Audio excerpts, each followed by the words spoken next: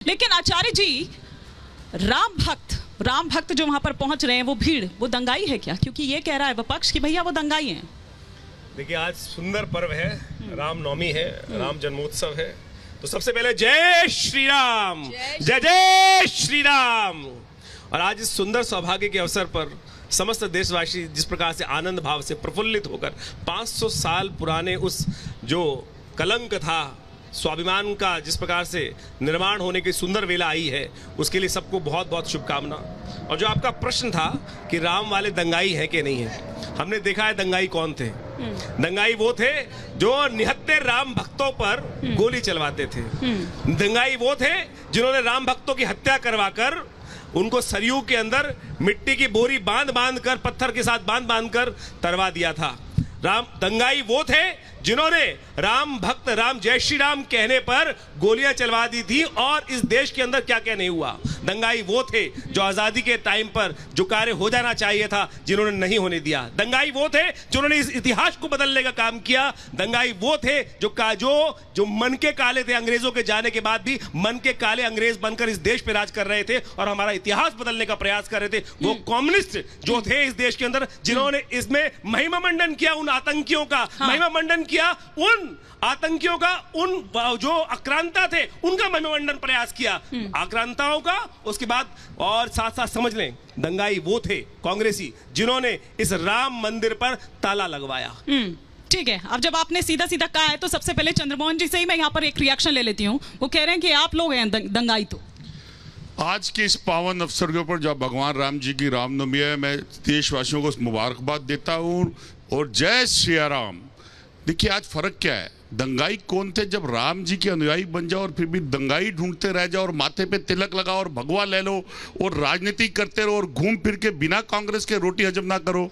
तो आज के दंगाई देश में वो हैं जो देश की बुनियादी मुद्दों की बात नहीं करते और जब आते हैं कहीं खड़े होके, वो आज भी धर्म के नाम की भी राजनीति करते हैं। आज किस बात की चर्चा होनी चाहिए? आज चर्चा होनी चाहिए 2024 की। 2024 में 2014, 2019 के बाद जिस जनता ने जिस सरकार को चुना और जिन नेताओं को चुना, उन्होंने जो भी करा अच्छा करा। मैं कह रहा हूं चलो अच्छा करा, लेकिन आपका विजन क्या है 24 के लिए? आज भी देश के उन लोगों को दंगाई कह देना, आज भी उन लोगों को देश, लेकिन आपका विजन क्या है? क्योंकि सर आज प्रेस कॉन्फ्रेंस होती है, जॉइंट प्रेस कॉन्फ्रेंस होती है अखिलेश यादव की और राहुल गांधी की। राहुल गांधी ये कहते हैं कि 15-20 दिन पहले मुझे ऐसा लगता था कि 180 सीट तो बीजेपी की आएगी, लेकिन 15-20 दिन बाद अब आज ये लग रहा है कि 150 भी नहीं आएगी। ये सर्वे आप बीजेपी के लिए ही करवाते हैं, अपने लिए भी करवाते हैं कि आपको कितनी आएगी? आपका क्या विजन है, आपका क्या विश्वास? देखिए, आप ये जवाब पूछे, अगर बीजेपी वाले पूछते तो मैं ये कह सकता था कि दर्द किस बात का हो रहा है। अरे लेकिन राहुल जी कह रहे हैं, बोलता रहा हूं, तभी तो कह रहा हूं, मैं बीजेपी वाला पूछता तो मैं कहता दर्द किस बात का हो रहा है। सच सुनना नामुमकिन लग रहा है तो अभी रिजल्ट आ जाएगा, पता चल जाएगा। क्योंकि देश के प्रधानमंत्री पॉपुलर, बीजेपी कहती है मैं पॉपुलर, और उसके बाद भी वोट किसकी मांगते हैं? भगवान राम की। अरे मोदी जी की अपने नाम से बात कब मांगेंगे? देश में कारोबार के नाम से देश में कार्टून चलता था, डोरेमोन। ये डोरेमोन सर्वे मुझे लगता है कि वो मन को बहलाने के लिए डोरेमोन सर्वे लग रहा है मुझे।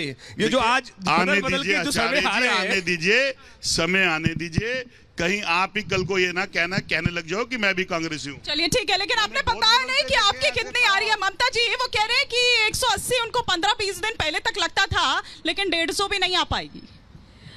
हिमानी जी, सबसे पहले आज 500 वर्षों के बाद एक ऐसी रामनवमी आई है जिसका हम सब लोग सदियों से इंतजार कर रहे थे। इसलिए आज तो राम प्रभु श्री राम की बात होगी, रामनवमी की भी बात होगी, चुनाव की बात तो लगातार हो रही है। और जहां तक रामनवमी का और रामलला का और उनके महत्व का और उनके नाम का प्रश्न है, तो संत शिरोमणि कबीर दास जी तो बहुत पहले इस दोहे के माध्यम से कह करके चले गए थे कि राम नाम की लूट है, लूट सके तो लूट, पाछे फिर पछताएगा प्राण जाई जब छूट। अब मैं क्या करूं अगर विपक्षियों को यह समझ ही नहीं आ रहा है?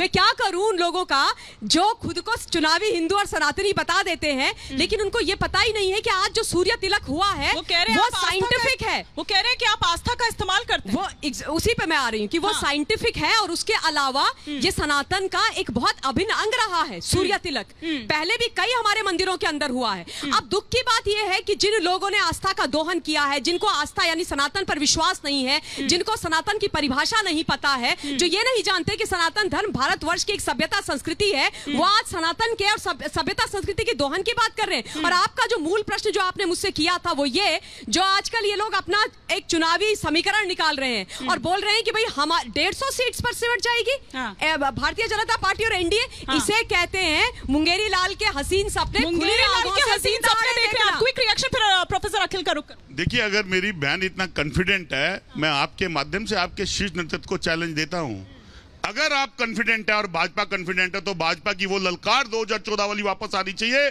देश के अंदर बेरोजगारी दूर करने की। वो ललकार वापस आनी चाहिए देश के अंदर महंगाई दूर करने के लिए। वो ललकार वापस आनी चाहिए महिलाओं के ओर पे होने वाले उन अत्याचारों की। कहां गई वो तो झोले के अंदर चली गई और झोले वाला झोला उठा के जाने वाला है। और देश के अंदर 24 तक बेरोजगारी आसमान छू गई, महंगाई डैन रूप के डायनासोर बन गई और मोदी जी कह रहे हैं मुझे कुछ पता ही नहीं। मेरी बहन को खुद पता है कि 2014, 19 और 24 में आज उनके घर के अंदर आटा कैसे आता है। आटा महंगा, तेल महंगा, जिस देश में कफन और शिक्षा महंगी हो, और आप कहते हो कि हम विरोध करते हैं इस बात का।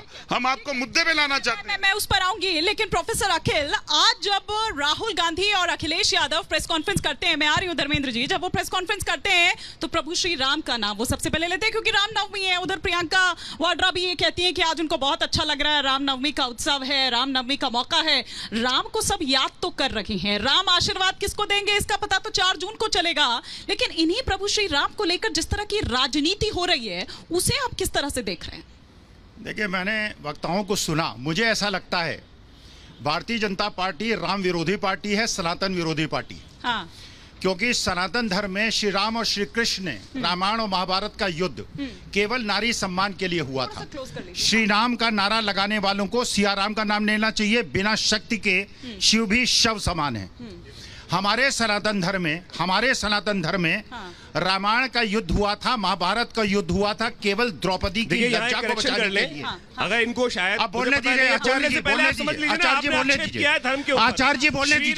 श्री राम में और जय सिया राम में फर्क क्या है पहले बता दीजिए। श्री राम भगवती महालक्ष्मी का नाम है और ये इसमें कई बार लोग कंफ्यूजन करने का प्रयास कर चुके हैं। इन्हीं कम्युनिस्ट शिक्षा पद्धति का कलेश है जो इस देश में इन्होंने श्री में और लक्ष्मी में कोई फर्क नहीं बनाया। ये वास्तविक तौर पर इस देश के अंदर कम्युनिस्टों ने जो बर्बाद किया इस देश को, वही प्रमाण है कि आज इनको बोलने दिया जा रहा है। मैं तो कहूंगा इनको बोलने की हिदायत ही नहीं होनी चाहिए। इन लोगों ने जो किया इस देश के अंदर और आज भी वही जहर घोलने का प्रयास कर रहे हैं। तो एक भी कमेंट नहीं आया अभी जी।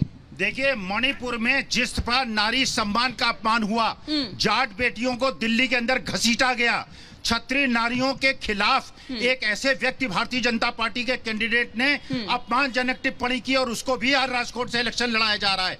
नारी सम्मान सनातन धर्म का मूल है और जो नारी सम्मान के साथ नहीं खड़े हैं ऐसे लोग सनातनी। और आचार्य जी ने कहा, ये कह रहे थे जिन्होंने राम भक्तों को मारा उनको पद्म विभूषण इन्होंने दिया है, इन्होंने सम्मान दिया है। ये राम विरोधी पार्टी है, ये कृष्ण विरोधी पार्टी है, नारी सम्मान की विरोधी पार्टी है।